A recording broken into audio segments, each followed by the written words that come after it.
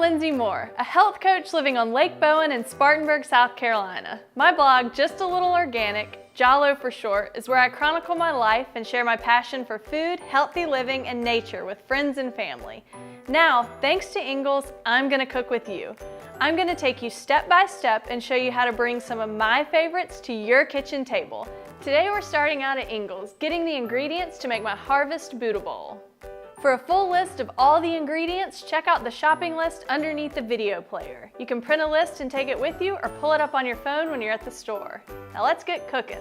Hey guys, we're back from Ingles. Now we're gonna cook my delicious Harvest Buddha Bowl. The Buddha Bowl today is a fall-inspired Buddha Bowl, and the idea of a Buddha Bowl is that you pile veggies and grain and green all in one big bowl, kind of like Buddha's belly, and then you get to eat it and it's nutritious and you can eat it mindfully. That's what I like to do. I pick my favorite bowl and I sit down and eat it, and that's what we're gonna do today. So for this Buddha Bowl, I've picked out sweet potatoes, Brussels sprouts, and kale, and we're gonna put a nice drizzle of tahini dressing over it. And we'll get started first with the sweet potatoes and the Brussels sprouts. And I've cubed 2 sweet potatoes and I've taken a pound of Brussels sprouts and cut them in half, straight down the middle. And all of this has gone into one bowl, and I'm just gonna drizzle it with about 1/4 cup of olive oil, a little more, a little less. You just want everything to be coated so it'll roast nicely in the 400-degree oven that we already have preheated. So we've got our olive oil, and you can just sprinkle it with a little bit of salt and pepper. There's no scientific specific amount that you need to use. I just sprinkle it enough to cover, or maybe about, I don't know, 2 teaspoons or so. And then you just toss it with your hands.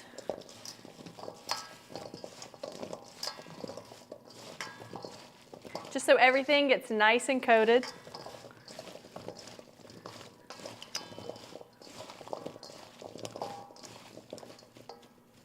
And now we're gonna dump our veggies onto a baking sheet with parchment paper.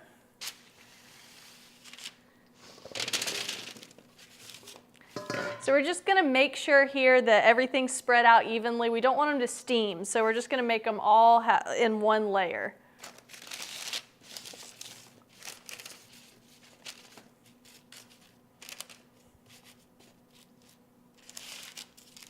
And now we're gonna pop these veggies in the oven for about 30 minutes in the 400-degree oven. All right, we just got back from the oven putting the Brussels sprouts and the sweet potatoes in, and now we're gonna work on our kale. So kale can be a little bit bitter, it can be crunchy, and what we're gonna do is give it a little massage so it makes it really nice and green and a lot easier to chew. We're gonna take a little bit of olive oil, just what's left over from what we put on the Brussels sprouts and the sweet potatoes. And then we're gonna squeeze a lemon, half a lemon. Just watch for the seeds.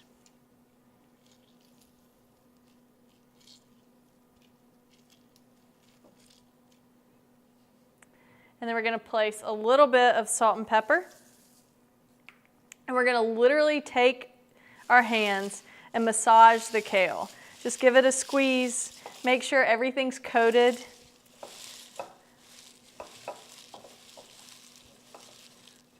And you'll feel it start to soften. And you can always add more olive oil or lemon juice.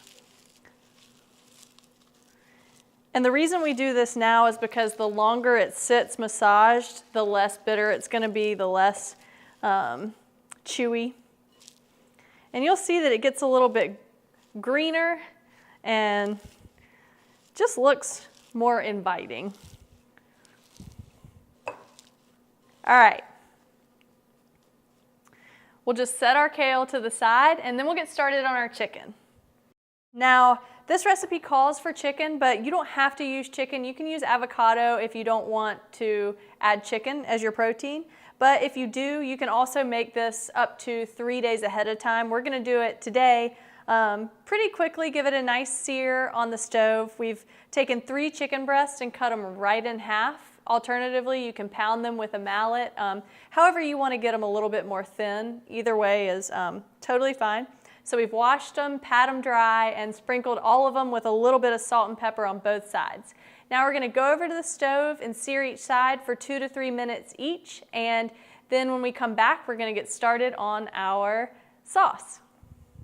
All right, so we've got our chicken cooking behind us on the stove, and now we're gonna go ahead and make our tahini sauce that we're gonna drizzle over each bowl.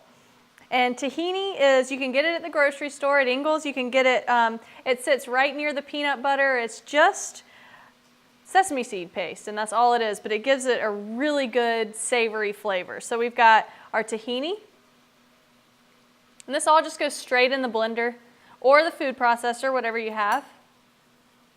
Just scrape it all in.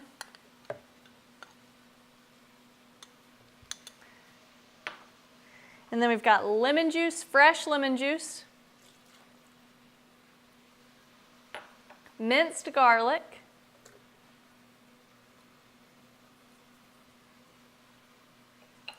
a little bit of salt and pepper. You can add more later. And then we're going to add 1/4 cup of warm water. And we're going to wait and add our olive oil in a minute. First, we're going to put the top on and blend on low just to make sure all the ingredients are mixed.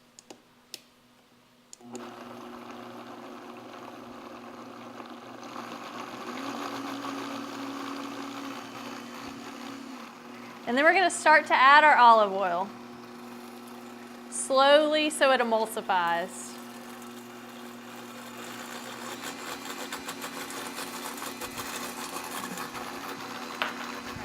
If it gets a little bit too thick like that, just take a little bit more water and add it in, and it'll get it nice and creamy.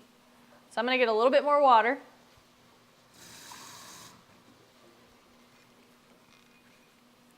I'm going to add in just a tad.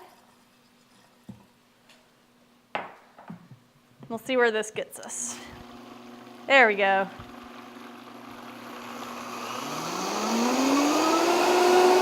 All right, now we've got all our ingredients assembled, and I'm just gonna show you how to make one bowl. So this serves about 4 to 6 people. And like I said, you can make the chicken ahead, and the only ingredient that we haven't talked about yet is quinoa, which is a grain. It's a whole protein. It's awesome. You get it in the dried food section at Ingles, and you just take 1 cup of quinoa and put it in a saucepan with 2 cups of water or broth, bring it to a boil, put a lid on it, then turn it down to simmer, let it cook for 15 minutes, and you've got quinoa. But if you want to learn more specifically about how to cook quinoa, you can you can go to inglestable.com and check out my last recipe, or you can go to my blog and I have a post there about quinoa. So we'll go ahead and start assembling. First, we're going to take our veggies, put them in the bowl. Then we're going to get a little bit of kale.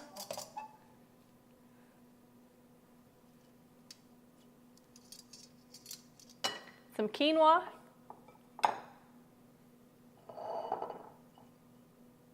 Oh no. It's okay if your kitchen gets messy, you can clean it up later.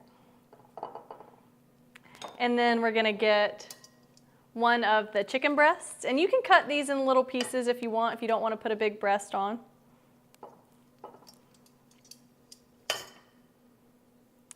And then you're gonna take a little bit of blue cheese. If you don't like blue cheese, you can substitute any other type of cheese, just sprinkle some on.